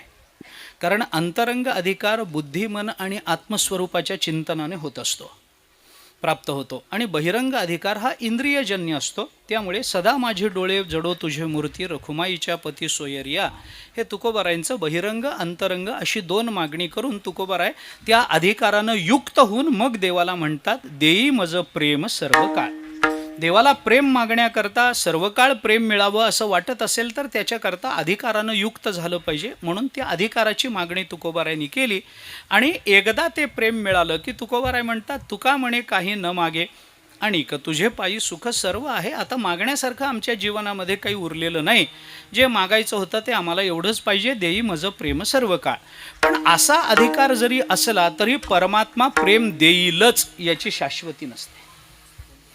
प्रेम मागण्याकरता अधिकार असावा लागतो हे बरोबर, पण असा अधिकार तत्वतः सिद्ध झाला तरी देव प्रेम देईलच याची शाश्वती नसते. नायमात्मा प्रवचनेन लभ्या न मेधया न बहुना श्रुतेन यमे वैश वृणते तेन लभ्या. उपनिषदामध्ये चिंतन आहे. आत्मस्वरूप हे प्रवचनाने प्राप्त होत नाही, ते खूप ऐकल्याने प्राप्त होत नाही, ते बुद्धीनं प्राप्त होत नाही. मग आत्मा कसा प्राप्त होतो? तर त्याला उपनिषदाने सांगितलंय, त्या आत्मस्वरूपाची प्राप्ती करून देण्याची देवाची ज्याच्या बाबत इच्छा असेल त्यालाच फक्त ते प्राप्त होतं, इतरांना नाही. थोडंसं सोप्या भाषेत सांगतो. आपल्याला भगवत कृपा व्हावी असं वाटतं की नाही? वाटतं की नाही? आपल्यावर देवाची कृपा व्हावी असं वाटतं ना? आपल्याला वाटतं. त्याकरता काय करावं लागतं? ज्ञान मिळवा, सत्कर्म करा, योग साधा, समाधी लावून घ्या, ब्रह्मज्ञान प्राप्त करून घ्या, नामस्मरण करा, वारीला जा, इकडं जा, एकादशी करा, तुळशीची माळ गळ्यामध्ये घाला.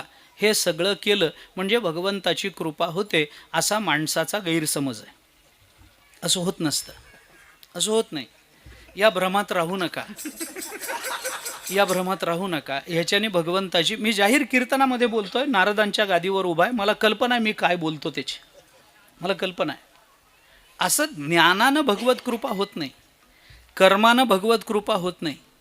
उगीच काहीतरी गाढवासारखं चर पण एकादशी कर असं म्हणून आपल्याला एकादशी करून अशी भगवत कृपा होत नाही. हे सगळं काही उपयोगाचं नाही आहे, काही नाही. मग भगवंताची कृपा व्हायची असेल तर काय करावं लागतं? ज्ञान उपयोगाचं नाही का? नाही ना, ते साधन आहे. शेवटी काही झालं तरी ते साधन आहे. साधनाला मर्यादा असते आणि साधनेला सुद्धा एक अधिकार आणि मर्यादा असते. साधनेला मर्यादा असते आणि साधनालाही मर्यादा असते. सगळं बघा, सत्कर्मानं कळतं का? तर असं काही होत नाही. संता सवे वसता योगज्ञानी पैसता गुरुचरण उपासिता वैराग्यसी येण्याची सत्कर्मे अशेषही अज्ञान विरमेस दयाचे अहम विश्रामे आत्मरूपी. ज्ञानोबराय बोलतात ज्ञानेश्वरीमध्ये. बघा आपण, हे ज्ञान प्राप्त झालं म्हणजे भगवत कृपा होत नाही, सत्कर्म केलं म्हणजे भगवत कृपा होत नाही, समाधी लागली म्हणजे भगवत कृपा होत नाही. हे काही उपयोगाचं नाही. मग भगवत कृपा व्हायची असेल तर काय करावं, काय व्हावं लागतं म्हणजे भगवत कृपा होते? मी आपल्याला एका वाक्यात सांगतो. भगवंताची कृपा व्हायची असेल तर भगवंताची कृपा व्हावी लागते, एवढंच उत्तर आहे, दुसरं काही नाही. ती कृपा एकदा झाली की मग तुम्हाला ज्ञानही होईल, भक्ती होईल, नामस्मरण होईल, वाटेल ते होईल. पण भगवंताची कृपा व्हायची असेल तर त्याला एकच उपाय आहे, भगवंताची कृपा व्हावी लागते. परमात्मा प्रेम कुणालाही देत नाही. मग प्रेम जर मिळवायचं असेल तर काय करावं लागतं? तर आपण आपला अधिकार सिद्ध करून प्रेम मागता येत नाही. मग प्रेमास्पदाच्या आधारानं प्रेम मागावं लागतं. असं आहे. प्रेम मागायचं ना, आपण देवाकडे जाऊन प्रेम मागितलं तर देव प्रेम देत नाही. मग त्याला काय करावं लागतं? तुकोबारायांना बरोबर घेऊन जाऊन प्रेम मागावं लागतं, तर मिळायची शक्यता असते.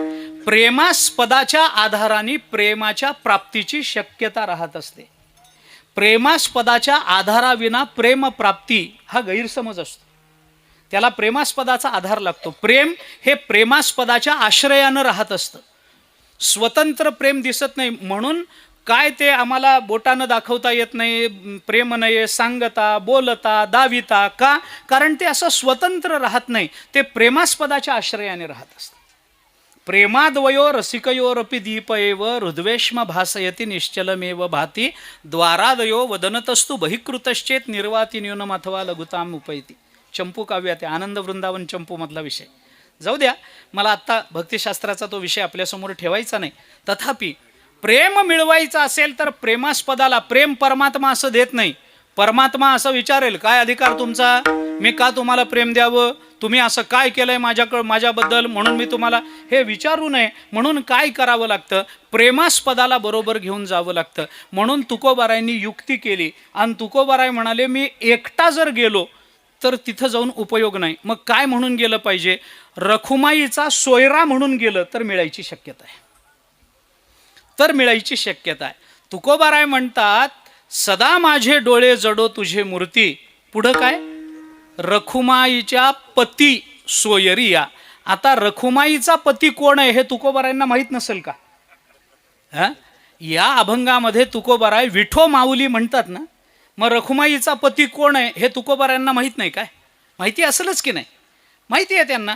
बरं, एक धरीला चित्ती आम्ही रखुमाईचा पती. काय कारण असेल? काय कारण असेल? दोन हेतू. प्रेमास्पदाचा आश्रय घेऊन गेल्यानंतर प्रेम मिळण्याची शक्यता असते, हा एक नियम. आणि दुसरा, एक 2-3 सामान्य नियम सांगतो मी आपल्याला. दुसरा नियम मी थोडासा आपल्याला सांगतो की आपलं प्रेम कसं आहे. जे प्रेम आम्ही तुम्हाला मागायला आलेलो आहोत, त्या प्रेमाच्या अधिकरणाकरता आमच्या अंतःकरणाची स्थिती कशी आहे हे देवासमोर निवेदित करायचं असेल तर त्याच्याकरता तुकोबारायांनी निवडलेलं हे उदाहरण आहे. म्हणून ते रखुमाईच्या पती म्हणतात. काय याच्यामध्ये? रखुमाईचा पती म्हणजे पांडुरंग हे तुकोबारायांना माहीत नाही का? माहिती आहे ना. मग रखुमाईचा पती म्हणायचं कारण काय? एक धरीला चित्ती आम्ही रखुमाईचा पती. कशा करता रखुमाईचा पती? तुम्ही पांडुरंग चित्तात धरला असं म्हणू शकत नाही. आम्ही विठ्ठलाला चित्तात धरलं असं म्हणता येत नाही तुम्हाला. रखुमाईचा पती कशा करता? त्याचं थोडक्यात उत्तर मी आपल्याला एका वाक्यात सांगतो. एक धरीला चित्ती आम्ही रखुमाईचा पती. हे रखुमाईचा पती म्हणायचं कारण एकच आहे की याला अनेक रखुमाई आहेत, रखुमाईला हा एकच आहे म्हणून. लक्षात आलं का आपल्या? मी काय सांगतो ते, एक धरीला चित्ती, एक शब्द तेवढ्या करता आला. एक धरीला चित्ती आम्ही रखुमाईचा पती. याला 16,108 आहेत हो, पण रखुमाईला हा एकच आहे ना. म्हणून रखुमाईनी जसं एकच धरला तशी अनन्यता आमच्या अंतःकरणात आहे. म्हणून आम्हाला प्रेम द्या. विठ्ठला विठ्ठला.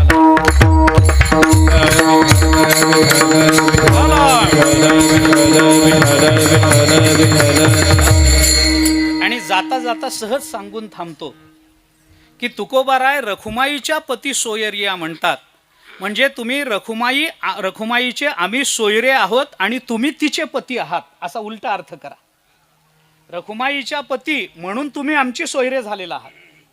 रखुमाईचे तुम्ही पती आहात म्हणून आमचे सोयरे झालेले आहात. तर पांडुरंगाच्या सासूरवाडीचे आम्ही झालो की नाही? म्हणून माणूस आपल्या घरच्या लोकांना एक वेळ नाही म्हणू शकतो, पण सासूरवाडीच्या लोकांना नाही म्हणू शकत नाही.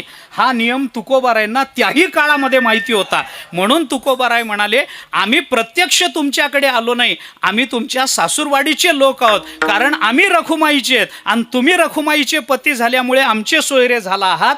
तर सासूरवाडीचा असल्यामुळे बाकी काही बापाकडे गेलं तर बाप लवकर देत नाही, पण आईकडून गेलं तर बापाला नाही म्हणता येत नाही. हा नियम आहे का नाही? बघा बरं तुम्ही. बाप एखाद्या वेळेला नाही म्हणू शकतो, रागावू शकतो, पण आईकडून गेलं तर बापाला काही बोलता येत नाही. मुलगा परीक्षेत नापास झाला. गणितामध्ये 1 मार्क, इंग्रजीमध्ये 2, मराठीमध्ये 3, इतिहास भूगोलामध्ये 1, असे मार्क पडले. सगळं लाल लाल लाल लाल प्रगती पुस्तक घेऊन घरी आला. आईला सांगितलं, आई नापास झालो. आई रागावली, तुला सांगत होते अभ्यास कर म्हणून, आता बाबा येतील तेव्हा मारतील, मी काही करणार नाही, मी मध्ये पडणार नाही. मग मुलगा रडला, आईच्या पदराला, आई काही कर, मला बाबापासून वाचव. मग आई म्हणाली, बरं ते ठेव तिथं, मी बघते काय करायचं. त्यांनी ते तिथं ठेवलं. नंतर आले याचे वडील, बसले, बघितलं प्रगती पुस्तक, 1, 2, 3, 5, 7 असे मार्क बघितल्यानंतर रागावले. काय पद्धत आहे ही? अभ्यास कर, येऊ दे, कुठे आहे त्याला, आण माझी वेताची छडी आण, त्याला फोडून काढतो, अमुक आहे तमुक आहे. बायको म्हणाली, तुम्ही चहा घ्या, शांत बसा, रागावू नका. होत असतं म्हणजे काय? तूच त्याला शेपारून ठेवलं, तू मूर्ख आहेस म्हणून तो शतमूर्ख. आता बाप आहे तो बोलायला मागे पुढे बघणार नाही. हातामध्ये प्रगती पुस्तक आहे. नाही ते बाप बोलला. सगळं बोलून झाल्यावर बायको, काय चाललंय हो तुमचं तेव्हापासून? मी सांगितलं ना तुम्ही सही करा, सही करणार नाही, त्याला फोडून काढेन. आई म्हणाली, नीट बघा, तुमच्या बालवाडीतलं तुमचं प्रगती पुस्तक आहे, त्याला 1, 2, 3, 5, त्याला निदान 8, 10 तरी मिळाले, तुम्हाला 2-3 वर भागवावं लागलं, सही करा. मग बापाचं काही चाललं नाही, त्याला सही करावी लागली. कुठून आलं हे? कुठून आलं? एकदम बापाकडे गेलं तर बाप काही करू शकत नाही, पण आई त्याच्याकडून युक्तीनं काढून घेते, हे देवाला कळावं म्हणून तुकोबारायांनी सांगितलं, तुम्ही जर आम्हाला दिलं नाही तर आम्ही रखुमाईचे पती, आम्ही रखुमाईचे सोयरे असल्यामुळे आम्ही तिकडून येऊ, आणि बायकोकडून आल्यावर तुम्हाला नाही म्हणता यायचं नाही. म्हणून तुकोबाराय ते नातं या अभंगामध्ये प्रेमाच्या प्राप्तीकरता सांगतात आणि देवाला विनंती करतात, सदा माझे डोळे जडो तुझे मूर्ती, रखुमाईच्या पती सोयरिया, गोड तुझे रूप गोड तुझे नाम, देई मज प्रेम सर्व काळ. असं देवाचं प्रेम सर्व काळ आपल्याला मिळावं अशी सद्बुद्धी, असं सामर्थ्य या वास्तूमध्ये या परिवाराला प्राप्त व्हावं. त्यांची बुद्धी अखंड भगवंताच्या आणि संतांच्या चरणाशी जोडलेली असावी आणि या वास्तूमध्ये त्यांना आध्यात्मिक सुख, पारमार्थिक सुख प्राप्त व्हावं. प्रापंचिक सुखानं ते तर युक्त आहेच आहेत, पण या वास्तूमध्ये राहून शेवटी त्यांना असं म्हणायची पाळी यावी की तुका म्हणे काही न मागे अनेक, तुझे पायी सुख सर्व आहे.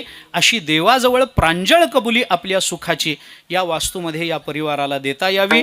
असं सामर्थ्य, अशी कृपा भगवंतानी या परिवारावर करावी, अशी सद्बुद्धी या निमित्तानं आपल्या सर्वांच्या वतीनं पुन्हा एकदा मी व्यक्त करतो.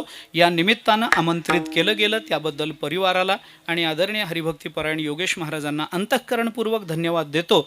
झालेली सेवा संतांच्या, सद्गुरूच्या, परमात्म्याच्या आपण सर्व मोठे श्रोती महाराज मंडळी आहात, आपल्या सर्वांच्या चरणी समर्पित करतो. वाणीला विराम देतो. ज्ञानेश्वर महावरी ज्ञानराज महावरी ज्ञानेश्वर महावरी ज्ञानराज महाराज महावरी ज्ञानराज महावरी ज्ञानेश्वर महावरी ज्ञानराज महावरी ज्ञानेश्वर महावरी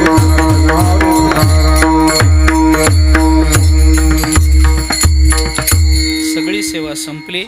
आपल्यासमोर तुकोबारायांच्या अक्षरांचा काही विचार व्यक्त करण्याचा मी प्रयत्न केला, पण हे प्रेम कळावं, ते प्रेम मागण्याची सद्बुद्धी, सामर्थ्य निर्माण व्हावं, याच्याकरता आपल्या सर्वांना फक्त एक प्रार्थना करायची, ते म्हणजे ज्ञानेश्वरी आणि गाथा वाचल्याशिवाय असे विचार मनामध्ये येत नसतात.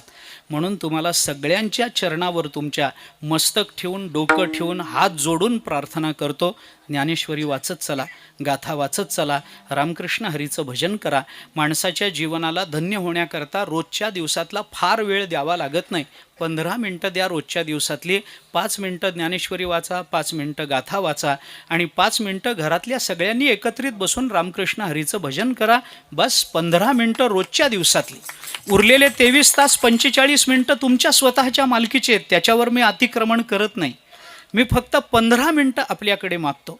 5 मिनटं ज्ञानेश्वरी, 5 मिनटं गाथा. महाराज आपल्या जीवनाची धन्यता करण्याकरता याच्यापेक्षा ज्ञानेश्वरी गाथ्याशिवाय दुसरी कोणतीही व्यवस्था जगताच्या पाठीवर नाही. आपलं कल्याण होईल तर ते ज्ञानेश्वरीनंच होईल, ते तुकोबारायांच्या अक्षराने, गाथ्यानेच आपल्या जीवनाची धन्यता होईल. हे काळ्या दगडावरची नुसती पांढरी नाही, ऑइल पेंटनी मारलेली पांढरी रेघ आहे. लक्षात घ्या, मी बॉन्ड पेपरवर लिहून द्यायला तयार आहे तुम्हाला की गाथा ज्ञानेश्वरी जर गाथा ज्ञानेश्वरीनं जर आपलं कल्याण झालं नाही, मी फाशी जायला तयार आहे महाराज, फाशी जायला. बॉन्ड पेपरवर लिहून देतो. ज्ञानेश्वरी अलौकिक ग्रंथ आहे, गाथा अलौकिक ग्रंथ आहे, नाद भागवत अलौकिक आहे. अहो, संतांचं वाङ्मय तुमच्या माझ्या कल्याणाकरता निर्माण झालं, त्याचा आश्रय आपण करा. सकाळी नाही, दुपारी, दुपारी नाही, संध्याकाळी नाही, रात्री जेवण झाल्यावर अंथरुणावर आडवं पडून वाचा, हात वर करून वाचा, पाय वर करून वाचा, पण वाचा महाराज. ज्ञानेश्वरी वाचा, गाथा वाचा. त्याच्याशिवाय जीवनाला धन्यता नाही हो. त्याच्याशिवाय माणूस म्हणून घ्यायची योग्यता राहणार नाही. कुत्र्यातून आपल्यात काही फरक राहणार नाही आपण जर गाथा वाचला नाही तर. महाराष्ट्रात जन्माला यायचं आणि तुकोबारायांचे 2 अभंगही पाठ नसायचे म्हणजे कशाला जन्म? महाराष्ट्रातच नाही, अशा लोकांनी जन्मालाच येऊ नये ज्याला गाथा वाचायचं नाही. ऐक जया प्राणियाच्या ठाई ज्ञानाची आवडी नाही, तयाचे जियाले म्हणू काही वरी मरण सांग. ज्ञानोबाराय बोलून दाखवतात भगवंताच्या मुखातून. अरे ज्याला गाथा ज्ञानेश्वरीची आवड नाही अशी लोक जन्माला आल्यापेक्षा मेलेली चांगली. काय करायचंय असलं घेऊन महाराष्ट्रामध्ये?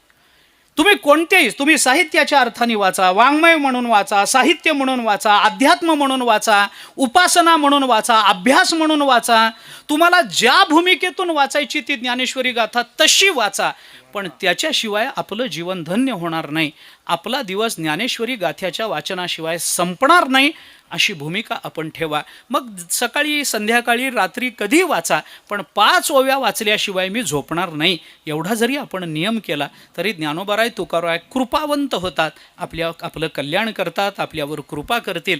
तशी कृपा त्यांनी तुमच्या आमच्यावर करावी याच्यासाठी त्यांच्याही चरणी प्रार्थना करतो. आपल्या सगळ्यांना पुनश्च धन्यवाद. गायक वादक मंडळी आपल्या चरणी नतमस्तक होतो. आपण सगळी मोठी मंडळी आहात नाही असं नाही, परंतु आता मलाही काही फार बोलता येत नाही तुमच्या सगळ्यांबद्दल. मला तुमच्यातलं काही कळत नाही, ह्यातलंही काही कळत नाही, म्हणण्यातलंही काही कळत नाही. तुमच्यासारख्यांचंच ऐकून ऐकून ऐकून 2-4 चाली म्हणण्याचा प्रयत्न करतो. केवळ बोधेबाबांची कृपा आहे म्हणून थोडं तरी स्वर माझा लागल्याची शक्यता राहते. दुसरं काही नाही, दुसरं काही नाही. माझ्यावर दुसरे कुठलेही उपकार नाहीत महाराज, माझ्यावर उपकार बोधेबाबांचे. आणि म्हणून थोडंसं तुमच्या सगळ्यांच्या चरणी नतमस्तक होतो. भगवंतानी तुमच्याकडून अशीच कलाकृतीतून त्याची सेवा करून घ्यावी, तुमच्याकडून अशाच आध्यात्मिक भूमिकेतून सेवा करून घ्यावी. तुमच्या सर्वांकरता प्रार्थना. झालेली सेवा सर्वांच्या चरणी समर्पित. वाणीला विराम.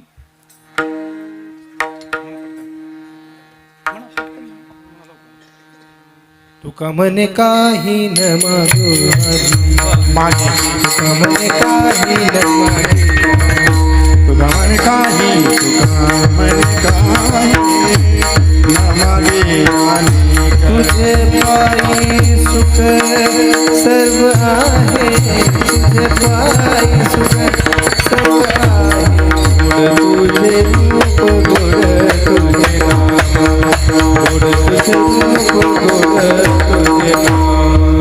प्रेमच प्रेम सर्व काय, प्रेमच प्रेम